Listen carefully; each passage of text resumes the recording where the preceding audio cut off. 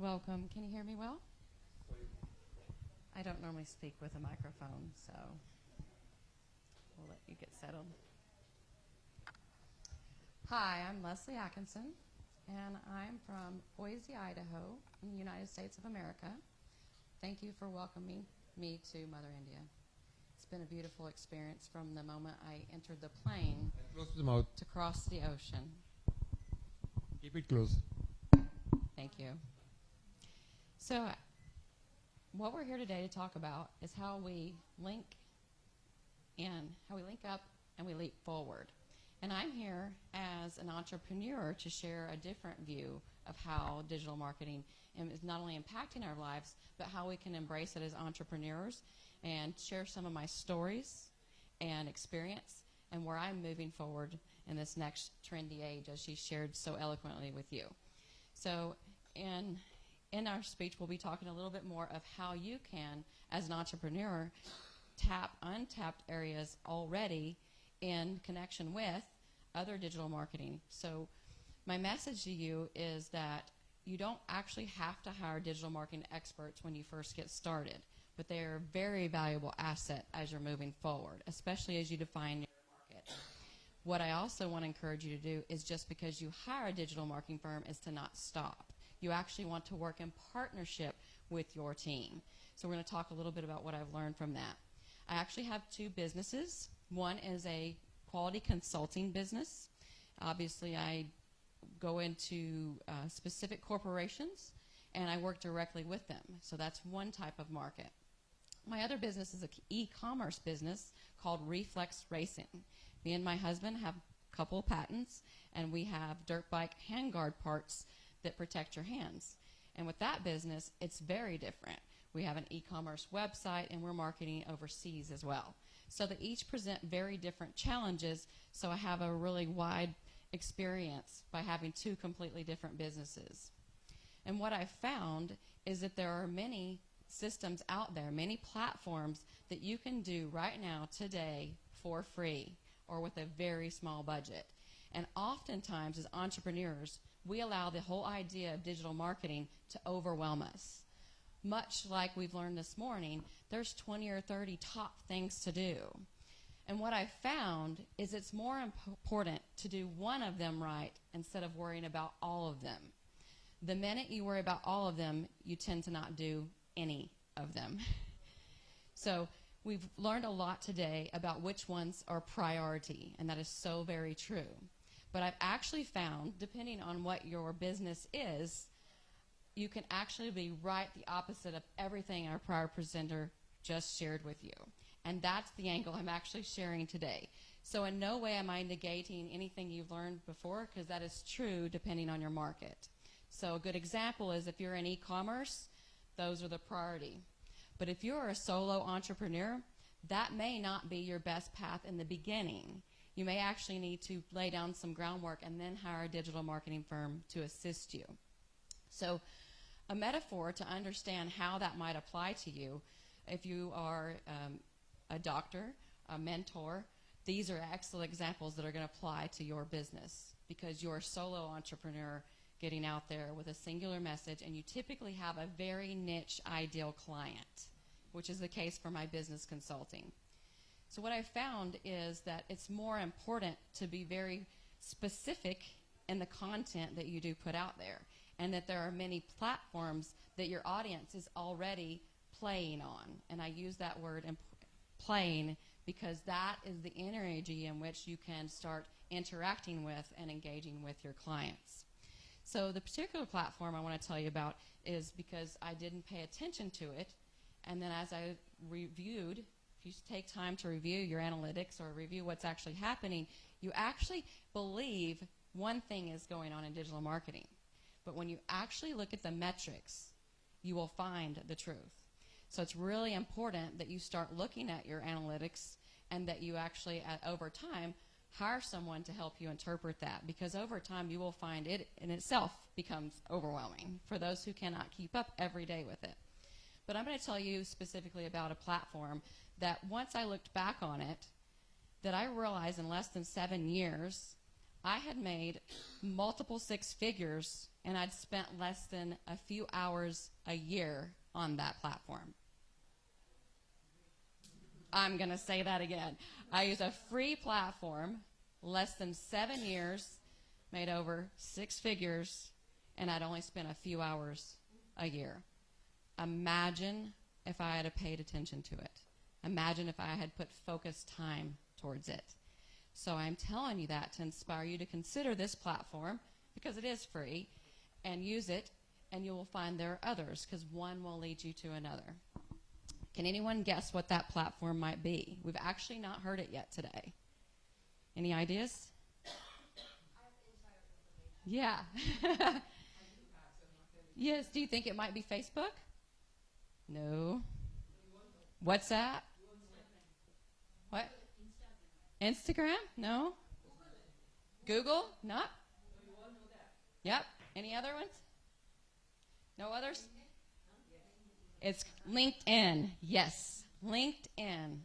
I, once a year, with precision, was updating my skills and my expertise and what clients I had been working with.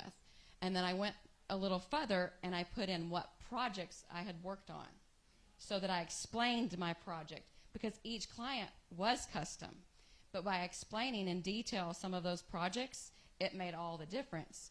Because much like Google, people are searching very specific words, and they also often, when they're looking for a consultant, want someone local, because that person is usually less travel and expenses, and they feel like they're available if they have issues that come up over time.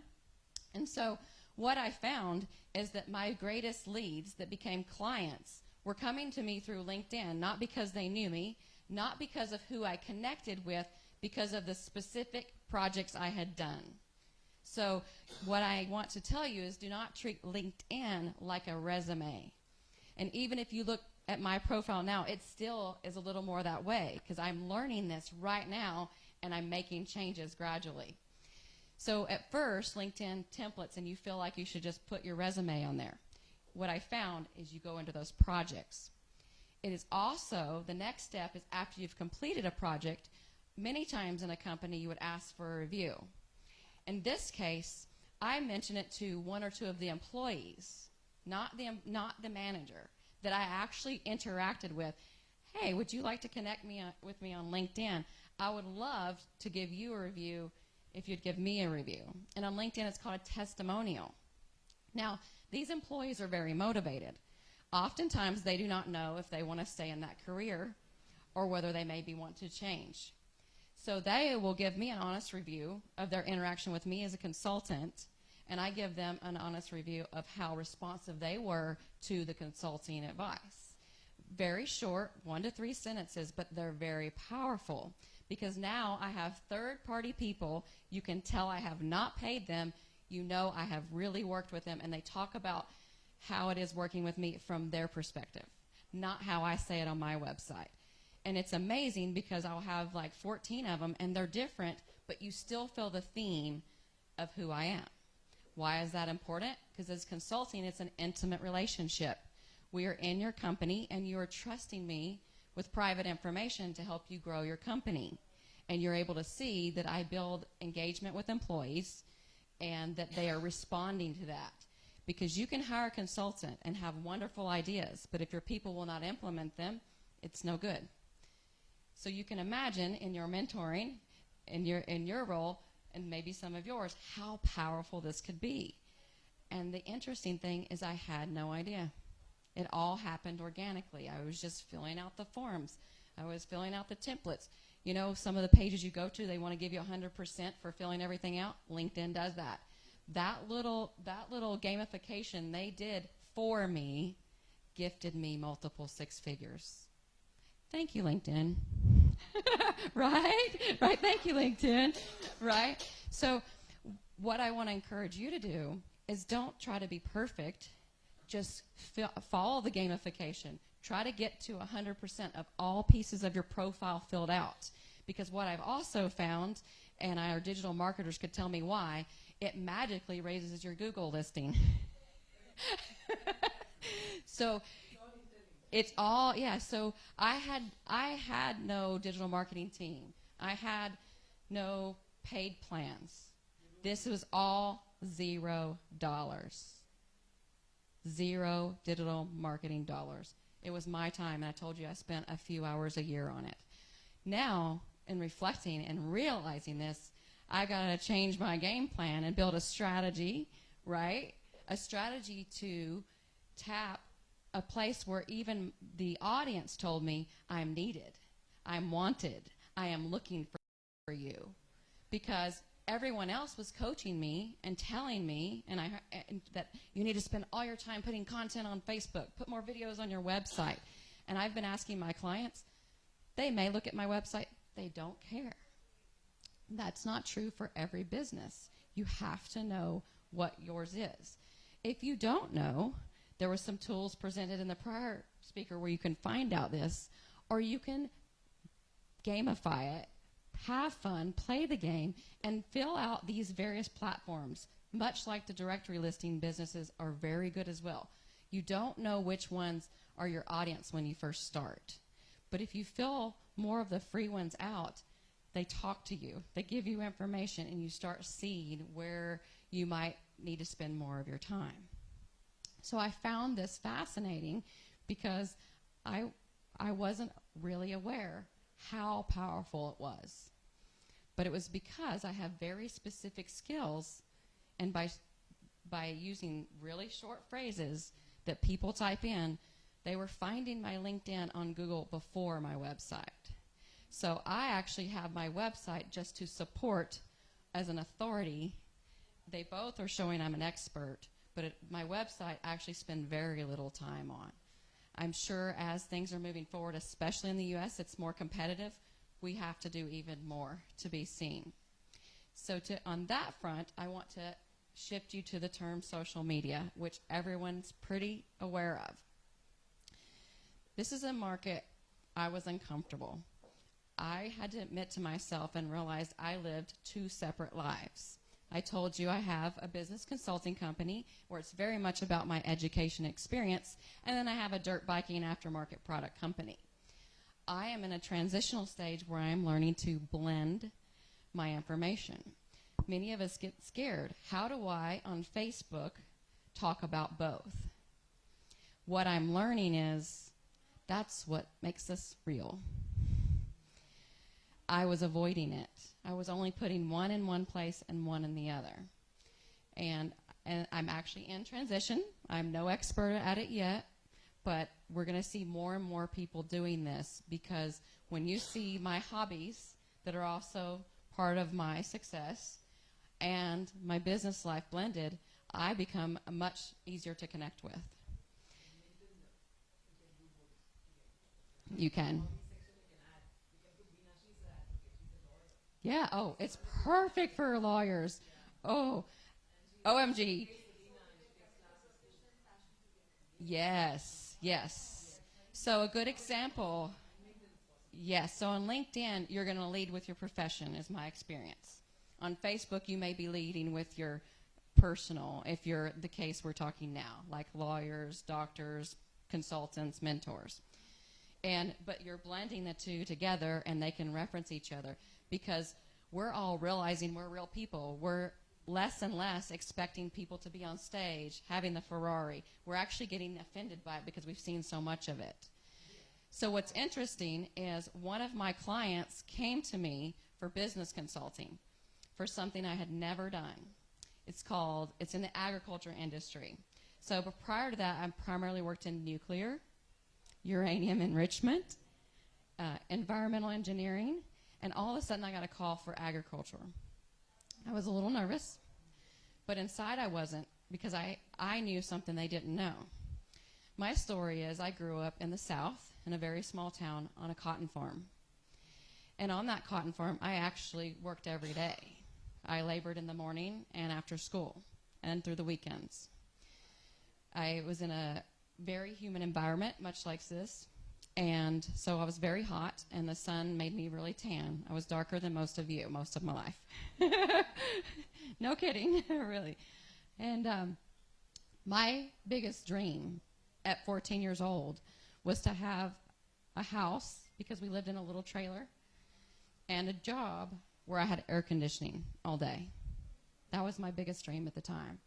And at that time, I would have never believed that I would cross the ocean and go to another country.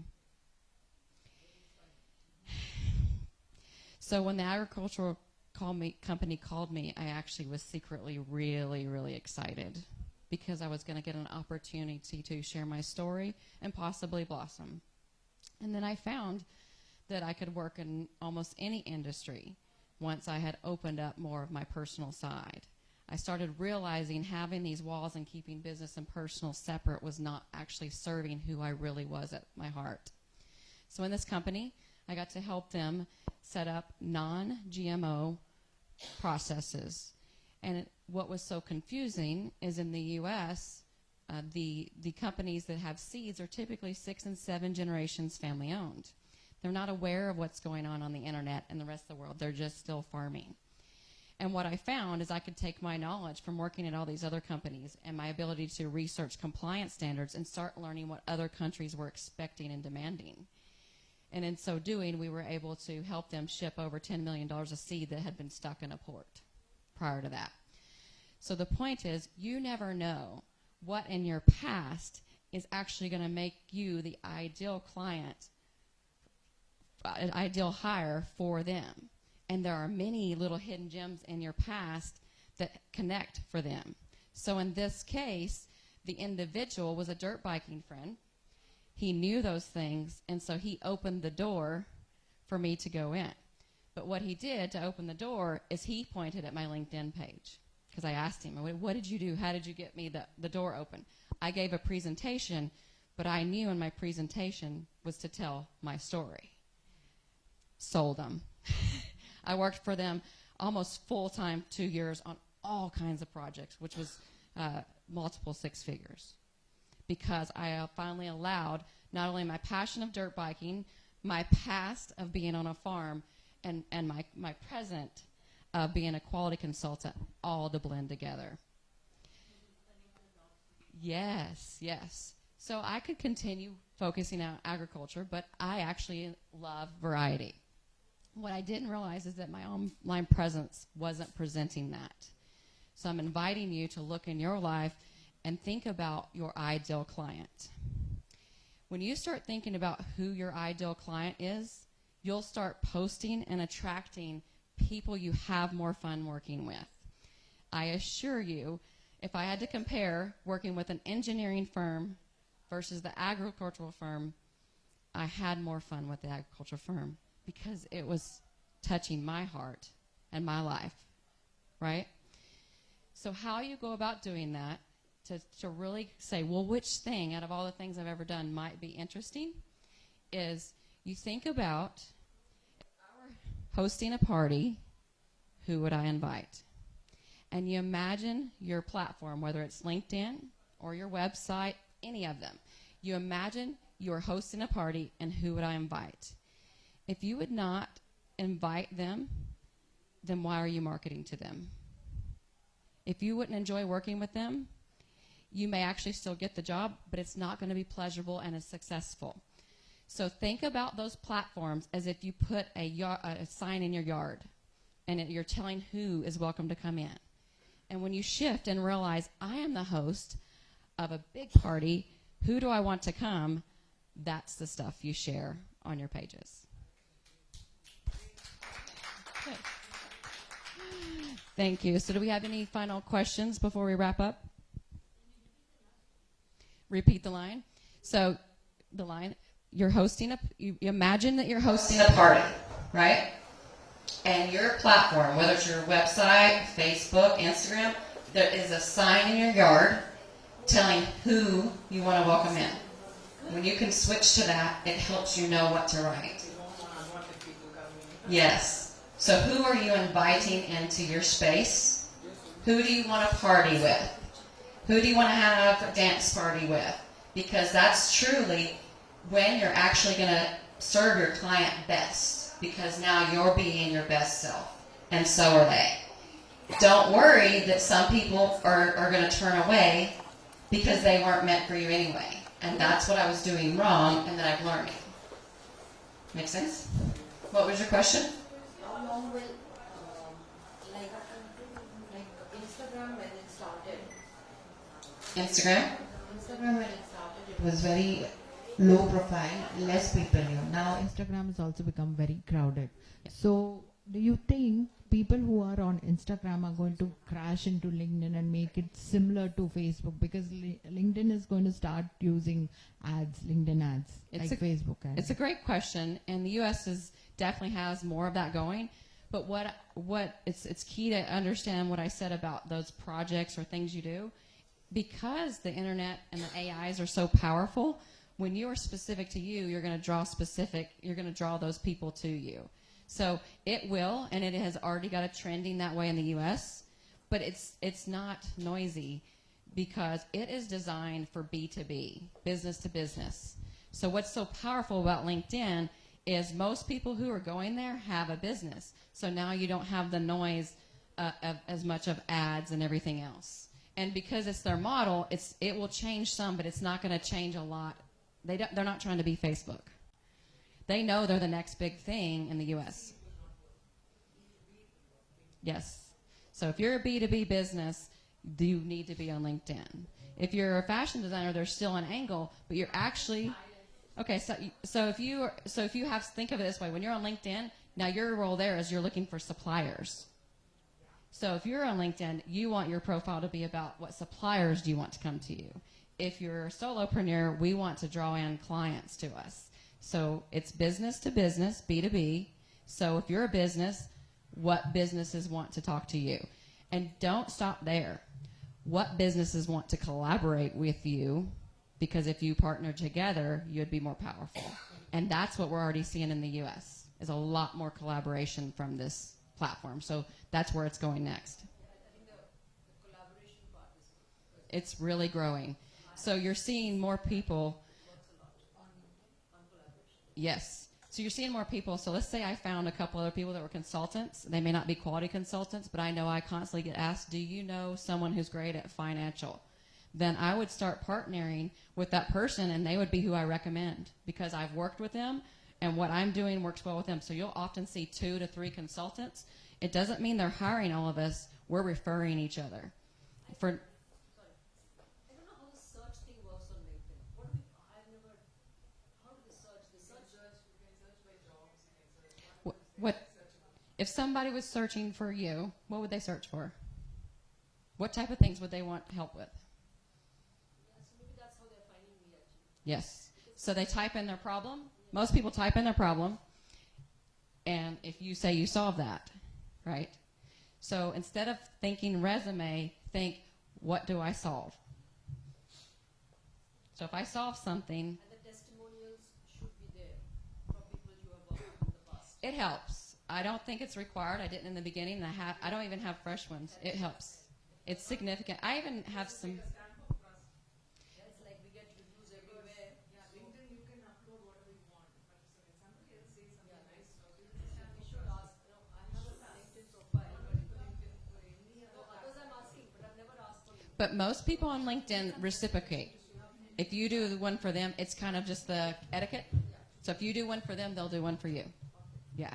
So we should do one for practice. Always practice. Thank you. What are you on LinkedIn? Leslie? Leslie Atkinson. yeah, that's another thing. We have to use the same name. Yeah. That's Yes, and that is challenging even for myself. Yes, and I'll hand you business cards if you'd like. Thank you.